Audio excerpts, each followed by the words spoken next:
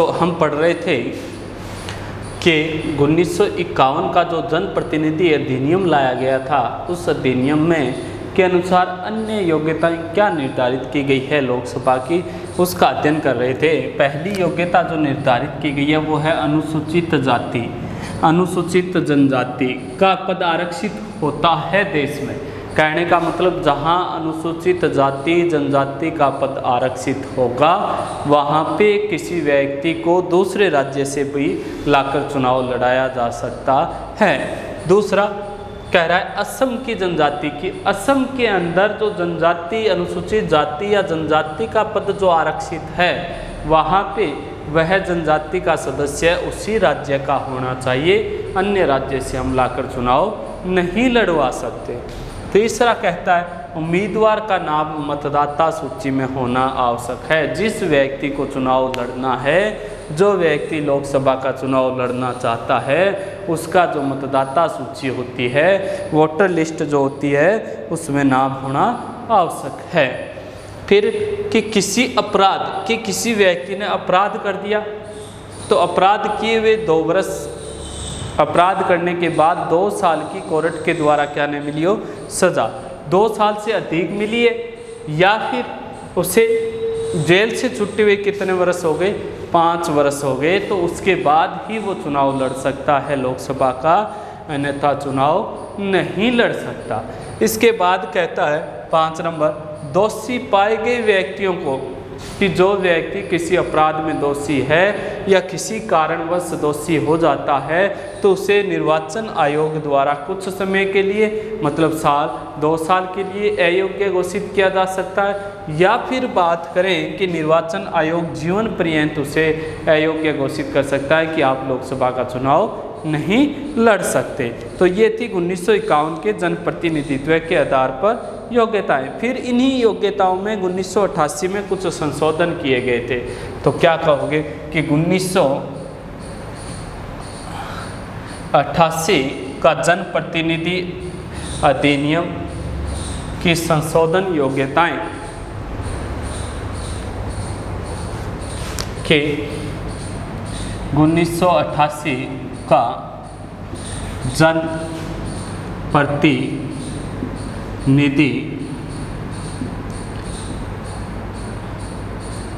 अधिनियम के संशोधन योग्यताएं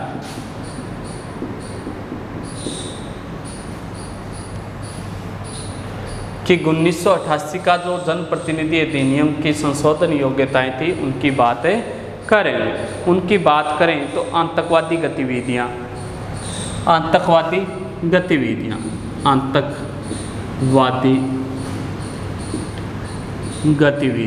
कहने का मतलब वह व्यक्ति जो आतंकवादी गतिविधियों में आतंकवादी लोगों का साथ दे रहा है वो अयोग्य माना जाएगा, वो चुनाव नहीं लड़ सकता, लोकसभा का चुनाव लड़ने के लिए योग्य नहीं है। जो आतंकवादी गतिविधियों में लगा हुआ है वो यह अयोग्य माना जाता है। इसके बाद की बात करें जैसे तस्करी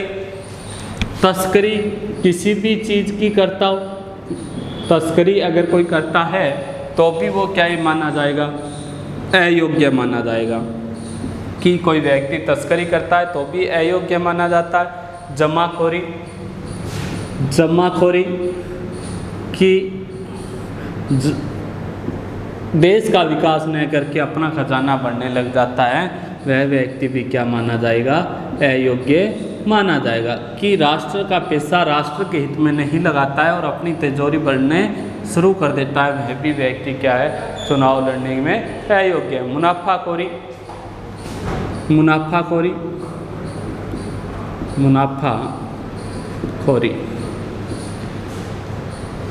वो मुनाफाखोरी वाला व्यक्ति भी क्या माना जाएगा, अयोग्य है, चुनाव लड़ने के योग्य नहीं माना जाता। फिर है खाद्य पदार्थों और दवाओं में मिलावट करने वाला व्यक्ति, खाद्य पदार्थों व दवाओं में मिलावट करने वाला व्यक्ति भी अयोग्य माना जाएगा कि जो खाद्य पदार्थ जैसे गेहूं है, चावल है, जो है इनमें मिलावट करता है या जो दवाएं हैं उनमें मिलावट करता है तो वो लोकसभा का सदस्य नहीं बन सकता, लोकसभा का चुनाव नहीं लड़ सकता। फिर है विदेशी मुद्रा विनिमय का उल्लंघन करने वाला, विदेशी मुद्रा विनिमय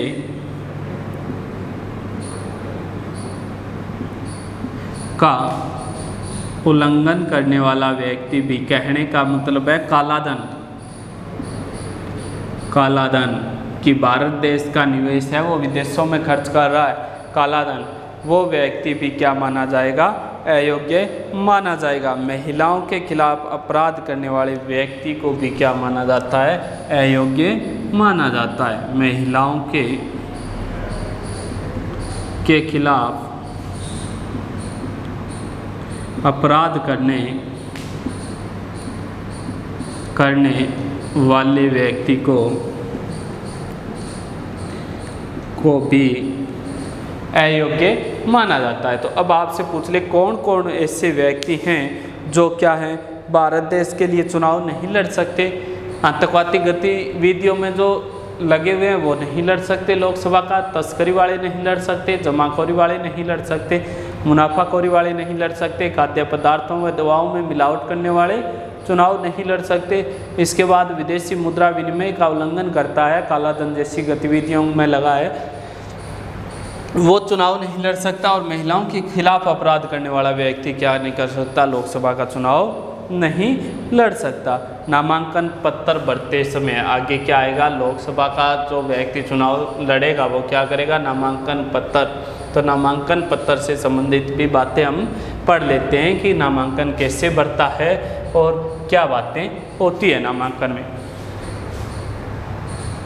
कि नामांकन भरते समय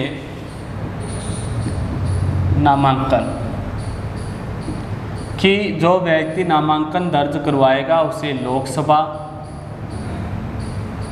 राज्यसभा और विधानसभा की जानकारी होनी आवश्यक है। कि जो व्यक्ति नामांकन करवाता है, चुनाव लड़ता है, उसको या विधान परिषद के लिए निम्न जानकारी कि लोकसभा, राज्यसभा, विधानसभा और विधान परिषद के लिए जानकारी कौन कौन सी होनी आवश्यक है। तो पहली जानकारी होनी चाहिए कि क्या प्रत्याशी किसी आपराधिक मामले में नामजद, दोषयुक्त या बरी हुआ है। कि कोई भी व्यक्ति लोकसभा का चुनाव लड़ेगा या राज्यसभा का लड़ता है या विधानसभा का या विधान परिषद का, जो व्यक्ति चुनाव लड़ता है उसके बारे में निर्वाचन आयोग को जानकारी होनी आवश्यक है। पहली जानकारी है कि जो व्यक्ति, क्या प्रत्याशी जो भी चुनाव लड़ रहा है, प्रत्याशी का मतलब जो भी व्यक्ति चुनाव लड़ेगा, क्या प्रत्याशी किसी आपराधिक मामले में, किसी आपराधिक मामले में कि क्या प्रत्याशी किसी आपराधिक मामले में नामजद या दोषयुक्त या बरी हुआ है पहली जानकारी ये होनी आवश्यक है। दूसरी पूछ ले आपसे, किसी भी प्रत्याशी को 6 माह पहले कोई कैद योग्य मामले में आरोपी था तो उसका विवरण। कि किसी भी प्रत्याशी पर 6 माह पहले कोई कैद योग्य मामला हो, योग्य मामला है या नहीं, उसका विवरण कि जब चुनाव लड़ रहा हो और चुनाव में 6 महीने पहले उसे कोई सज़ा सुनाई हो और वो चुनाव लड़ लिया, जीत गया, ऐसा नहीं होना चाहिए। उससे पहले पहले उसका विवरण हो तो अयोग्य घोषित किया जा सकता है। तो प्रत्याशी व्यक्ति को अपनी व आश्रित व्यक्तियों की संपत्ति का विवरण, कि जो भी व्यक्ति चुनाव लड़ रहा है उसकी खुद की संपत्ति और उससे संबंध रखने वाले व्यक्तियों की संपत्ति का क्या होना चाहिए, विवरण होना चाहिए। प्रत्याशी की शैक्षणिक योग्यता, 4 नंबर, प्रत्याशी की शैक्षणिक योग्यता। 5 नंबर कि प्रत्याशी की शैक्षणिक योग्यता क्या है, सरकार द्वारा कोई कर बकाया है तो उसका विवरण, सरकार द्वारा कोई कर बकाया है तो उसका विवरण,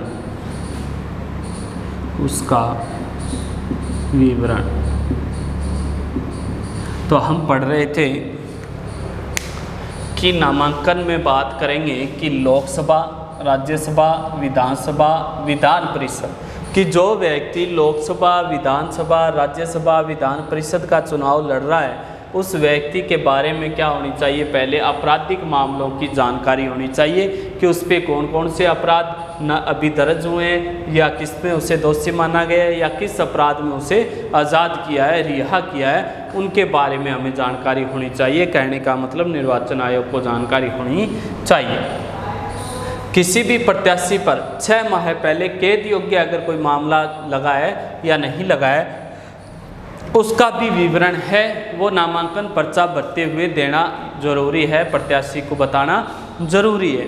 फिर प्रत्याशी व्यक्ति को, जो व्यक्ति चुनाव लड़ रहा है उस व्यक्ति को खुद की संपत्ति और अन्य जो उस पर आश्रित व्यक्ति हैं, जैसे उसका भाई है, पुत्र है, पत्नी है, उसकी भी संपत्ति को बताना पड़ता है कि हमारे पास इतनी संपत्ति है। फिर कह रहा है प्रत्याशी की शैक्षणिक योग्यता, कि वह कितना पढ़ा लिखा है वो भी जानकारी देनी होती है। सरकार द्वारा कोई कर बकाया है तो उसका भी विवरण देना होता है।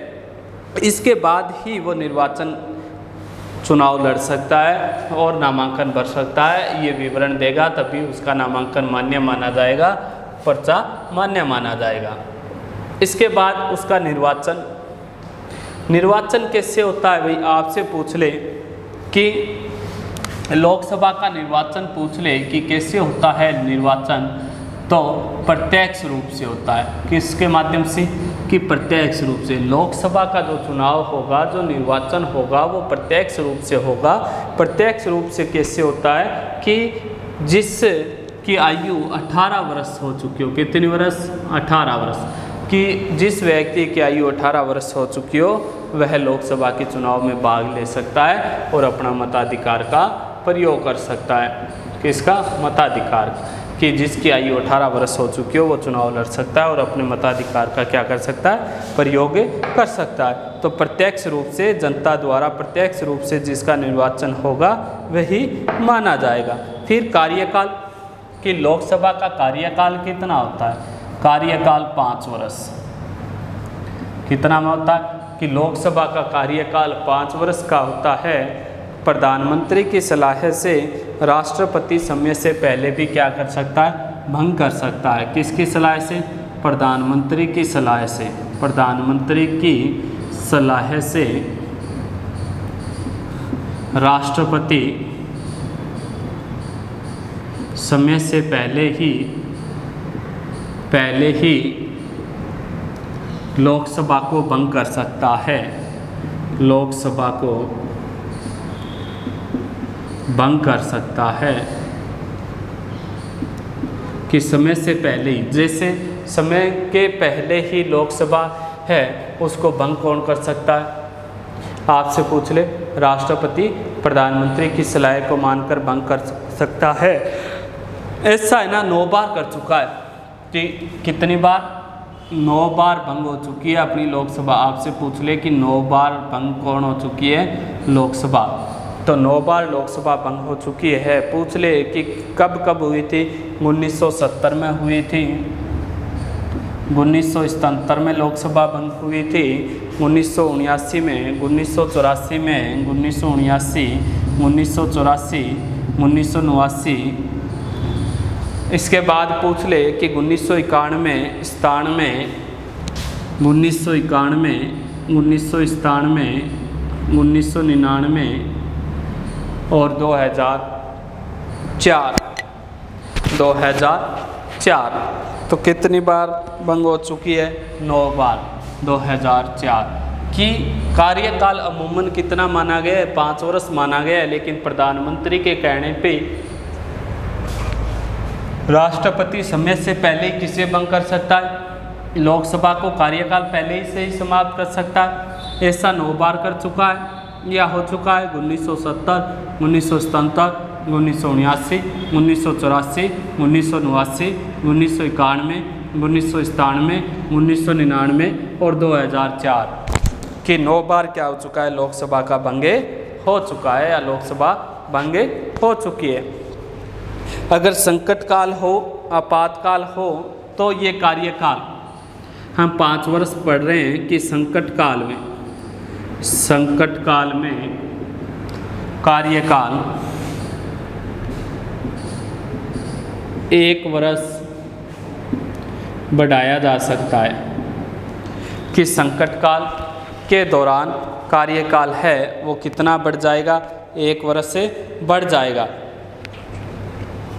और 1976 में लोकसभा का कार्यकाल 2 बार 1-1 वर्ष से बढ़ा था। कब, 1976 में कितनी बार बढ़ा था कि 1 वर्ष करके 2 बार बढ़ा था। 1 वर्ष करके 2 वर्ष, तो कहने का मतलब 7 वर्ष का कार्यकाल था 1976 में। तो लोकसभा का कार्यकाल अमूमन तौर पे देखें तो कितना होता है, 5 वर्ष होता है। 5 वर्ष हमने माना है। इसके बाद 18 वर्ष प्रधानमंत्री की सलाह से भंग हो सकती है। 9 बार भंग हो चुकी है। संकट काल में 1 वर्ष के लिए बढ़ाया जाता है। और 1976 में एक बार ऐसा हुआ था कि 2 वर्ष कार्यकाल बढ़ा था 1-1 वर्ष से करके। अब लोकसभा के लिए गणपूर्ति आपसे पूछ ले कि गणपूर्ति कितनी चाहिए लोकसभा के लिए, तो देखो गणपूर्ति, लोकसभा के लिए गणपूर्ति की बात करेंगे कितनी चाहिए, तो गणपूर्ति कहोगे लोकसभा की गणपूर्ति 1/10 सदस्य होना आवश्यक है। सदस्य होना, गणपूर्ति का मतलब है कि जहां संसद लोकसभा में जाएंगे तो कुल 552 हैं, वर्तमान में 545 में से कितने सदस्य होने आवश्यक हैं, 1/10 सदस्य या 1/10वां भाग कह सकते हो होने आवश्यक है। अब लोकसभा का जो सदस्य होगा उसे शपथ कौन दिलवाता है, शपथ पूछ ले कि लोकसभा के सदस्य को शपथ दिलवाने का काम करता है राष्ट्रपति या राष्ट्रपति का जनप्रतिनिधि। कौन दिलवाता है, खुद राष्ट्रपति भी दिलवा सकता है या फिर राष्ट्रपति का जनप्रतिनिधि कि राष्ट्रपति का द्वारा भेजा हुआ व्यक्ति प्रतिनिधि की शपथ राष्ट्रपति या राष्ट्रपति द्वारा भेजी हुए जनप्रतिनिधि के माध्यम से भी ली जा सकती है। फिर है त्यागपत्र, त्यागपत्र कि लोकसभा का सदस्य त्यागपत्र किसे देता है, तो त्यागपत्र लोकसभा अध्यक्ष को। किसे देता है, लोकसभा अध्यक्ष को। तो हमने यहाँ तक पढ़ा कि लोकसभा को क्या कहा जाता है, लोकसभा का गठन किस प्रकार से होता है, किस राज्य में कितनी सीटें। इसके बाद हमने पढ़ा कि नामांकन दाखिला कैसे होता है, नामांकन दाखिला के बाद निर्वाचन है, कार्यकाल है, त्यागपत्र है, शपथ है, ये गणपूर्ति है। इसके अलावा कितने सदस्य होते हैं, किस योग्यता में 1951 के जनप्रतिनिधि योग्यताएं क्या होती है, 1988 की बात करें तो उसमें योग्यताएं क्या थी कि कौन सा व्यक्ति लोकसभा का सदस्य नहीं बन सकता, उसके बारे में हमने क्या किया था, अध्ययन किया था। तो इसके बाद हम जैसे जैसे आगे पढ़ेंगे कि लोकसभा के विशेषाधिकार कौन कौन से हैं। आगे क्या आएगा, लोकसभा के विशेषाधिकार।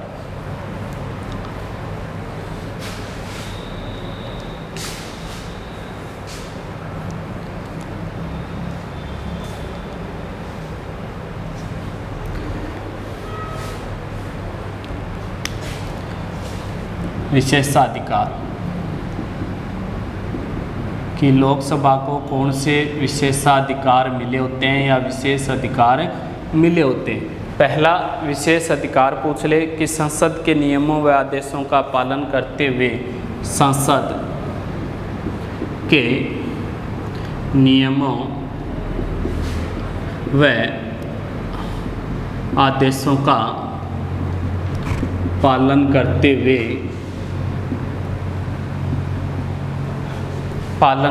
हुए संसद में भाषण की स्वतंत्रता, संसद में भाषण की स्वतंत्रता कि संसद के नियमों और आदेशों का जो आदेश होते हैं उनकी पालना करते हुए वो संसद में भाषण देने के लिए क्या होते हैं, आज़ाद। इसके अलावा 2 नंबर कि फौजदारी मामलों को छोड़कर किसी भी सदस्य को अधिवेशन प्रारंभ होने से पहले बंदी नहीं बनाया जा सकता।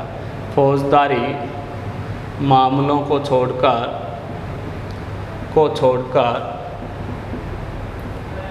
किसी भी लोकसभा सदस्य को बंदी नहीं बनाया जा सकता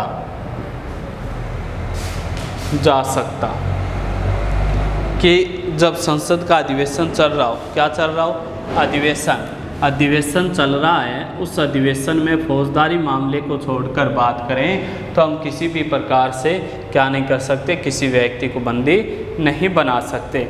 फिर पूछ ले कि 2 विशेषाधिकार है और इसकी अगर सूचना लोकसभा अध्यक्ष को देनी आवश्यक है, लोकसभा अध्यक्ष को क्या मिलनी चाहिए, सूचना लोकसभा अध्यक्ष को सूचना देनी आवश्यक है कि किसी व्यक्ति को बंदी बनाना है तो सबसे पहले किसे सूचना देनी होगी, लोकसभा अध्यक्ष को।